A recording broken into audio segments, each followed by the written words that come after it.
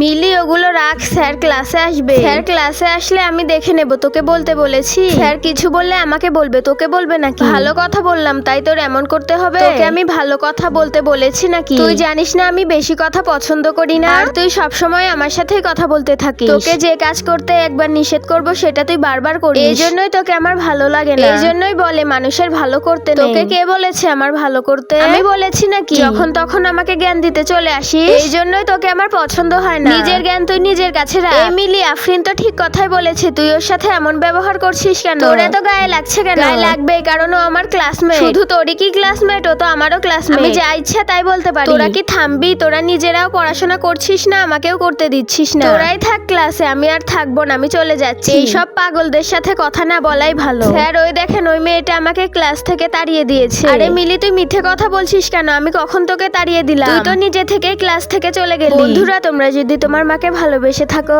আর এই ছবিটিকে সুন্দর মনে করে থাকো, তাহলে ভিডিওতে একটি লাইক করে চ্যানেলটি সাবস্ক্রাইব করে দাও।